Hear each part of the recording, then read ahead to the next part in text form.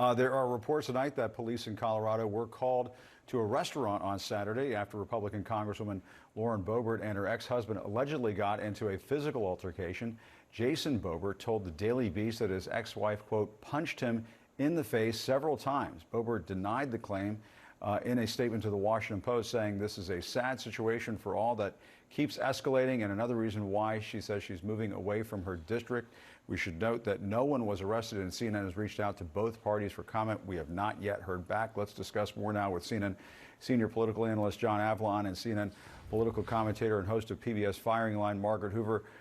Guys, great to have you on. Really appreciate it. Happy New Year. Yeah, John, I mean, we don't want to I spend too much time talking about this Boebert situation, but this is, I guess, yet again another situation that she's going to have to deal with. And as we saw during the midterms, I mean, it's not a lock that she returns to Congress next time around. She's going to be in a tough fight.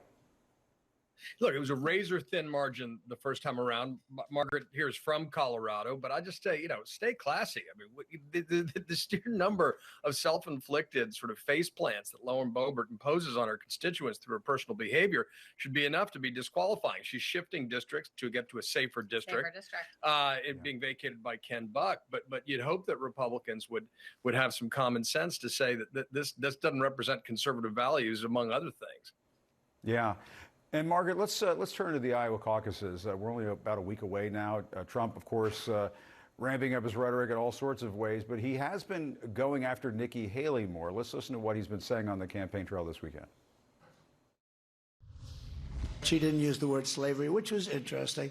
I don't know that it's going to have an impact, but I'd say slavery is sort of the obvious answer. It's supposed to about 3 paragraphs of bullshit. Nikki would sell you out just like she sold me out. I mean, I'll never run against him. He was a great president. Why would I run? Ladies and gentlemen, I've decided to run. Nikki Haley and the rest of never will. They're never going to be into securing the border because they're globalists. Yeah, Margaret, he does sound a little worried about Nikki Haley.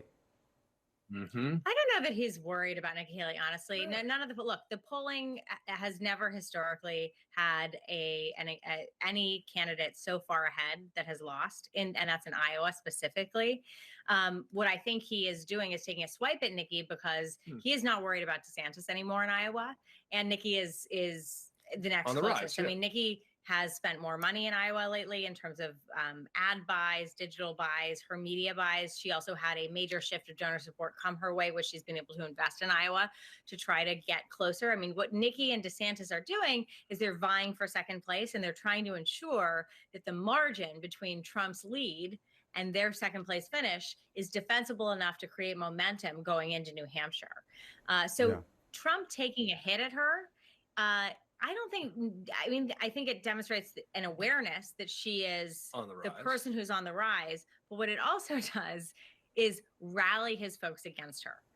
And that's serious. I mean, the fact that he took a hit at her slavery answer and then said that she would say that is a fascinating twist. I mean, I got to jump in there just because. Go ahead. Donald Trump lecturing anyone about American history is the start of a really good time, if you like irony.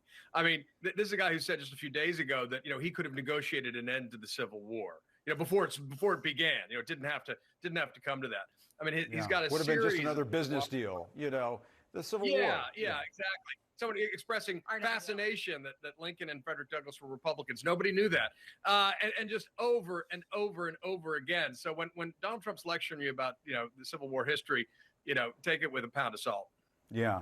And guys, I mean, speaking of Trump's rhetoric, I'm sure you saw this. He went after John McCain yet again. He mocked the late senator for injuries he sustained while serving his country. Let's listen to that.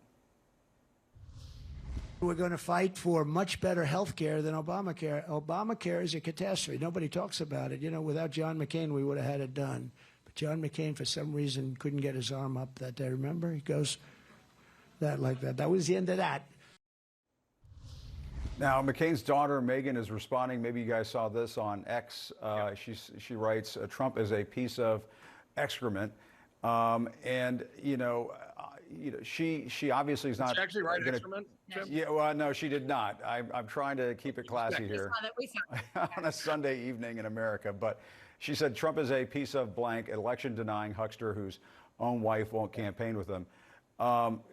Guys, you know, let's break this down a little bit. I mean, obviously he's done this before, but it also, I think, speaks to there are some ghosts that just haunt him forever, it seems. I think you're exactly right. I think he can't forgive anybody who ever went sideways with him. I think that's part of it. He's literally, there's story upon story, memoir upon memoir of anybody who somehow wasn't fully in line with him, that crossed him in some way he can never let go. But then there's a little bit of this replaying the greatest hits, the things that worked the first time around in 2015, 2016. It's like, it's time for the oldies again. And I think it's too easy to become numb to it. Yeah. And the thing that's so important is that Donald Trump is, and the country has to know this and be reminded of this, because we haven't always covered him in the last few years the way we did previously.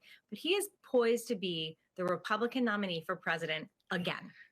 And so we have to cover all of this all over again. And you know, Cadet Bone Spur is criticizing someone who spent, you know, multiple years as a prisoner of war in the Hanoi Hilton, which is why he couldn't raise his arm. Yes. And that combined with the combination of comments he made to, you know, Chairman of the Joint Chiefs Milley about, questioning the fundamental reasons why people serve and sacrifice themselves for something larger. That just shows contempt. John Kelly. I apologize, John Kelly. Shows contempt for the sacrifices that people make in uniform, which he has no idea about. Yeah, is part of it, he feels inferior. There's an inferiority complex there when it comes to dealing with people who are war heroes, people who have served their country admirably, bravely. Yeah, and I think to your point, he's used to people taking a knee inside the Republican Party, and when people don't, like John McCain, he can't get it out of his head. Yeah. All right, John and Margaret, great to talk to you guys. As always, glad you're back. Happy New Year. Thanks a lot. Good to see you. Be well. Appreciate it.